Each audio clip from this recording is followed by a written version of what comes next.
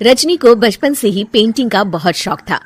वो हमेशा से ही पेंटर बनना चाहती थी, पर उसके माँ और पिताजी ने उसको कभी भी इस चीज के लिए सपोर्ट नहीं किया और उसकी शादी नीरव से हो गई।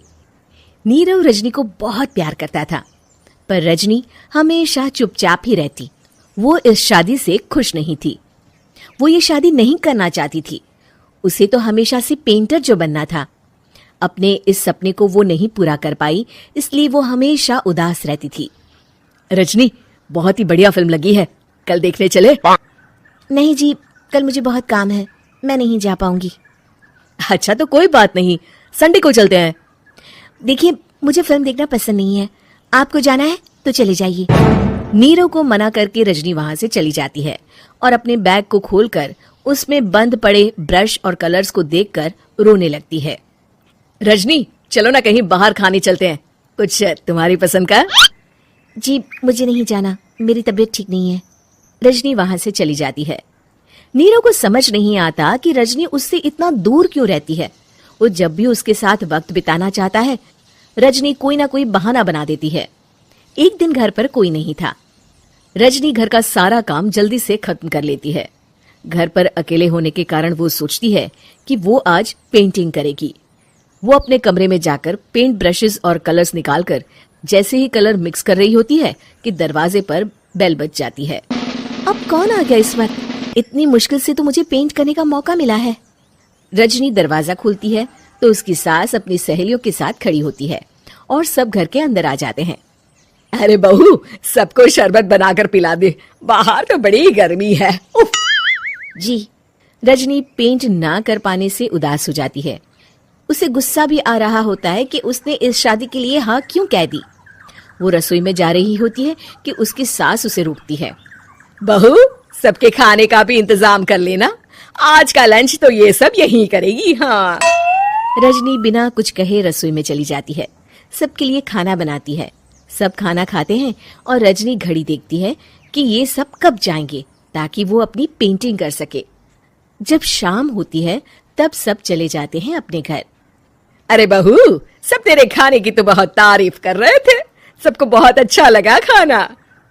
आपको मुझे सुबह बताना चाहिए था ना कि आपकी सहेलियां आ रही हैं। पता भी है कितना वक्त लगा सारा खाना बनाने में।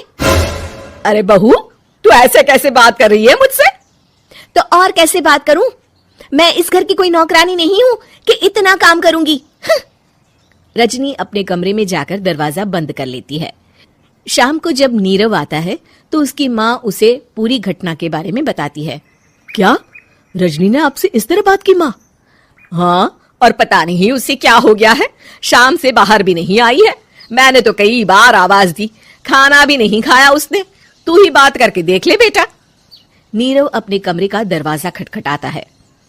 रजनी, दरवाजा खोलो, मैं हूं। रजनी दरवाजा खोलती है और फिर वापस जाकर अपने बिस्तर पर लेट जाती है। रजनी, माँ से बात करने का ये क्या तरीका है? मैंने कोई गलत बात नहीं की है। अरे तुम क्यों ऐसे बर्ताव कर रही हो सबके साथ? क्या तुम इस शादी से खुश नहीं हो? रजनी कुछ नहीं बोलती। अरे बताओ मुझे रजनी, क्या ये शादी तुम्हारी मर्जी के खिलाफ हुई है?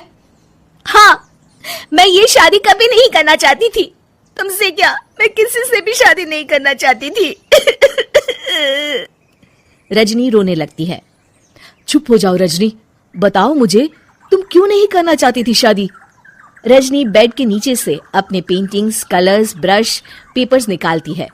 इतने में उसकी सास भी कमरे में आ जाती है। ये देख रहे हो, ये थे मेरे सपने। मैं पेंटर बनना चाहती थी, पर माँ पापा ने कभी सपोर्ट नहीं किया और मेरी शादी करवा दी। मेरे सारे सपने टूट गए। हर वक्त बस गुस्सा आता रहता है मुझे। मैं जानती हूँ कि आप लोगों की इसमें कोई गलती नहीं है, पर मैं क्या करूं, मुझे समझ में नहीं आता।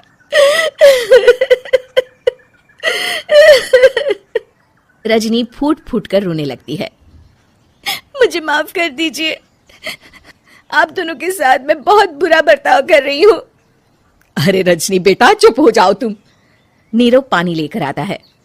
ये लो पानी पियो और शांत हो जाओ। रजनी पानी पीती है और उसकी सास पेंटिंग्स देख रही होती है।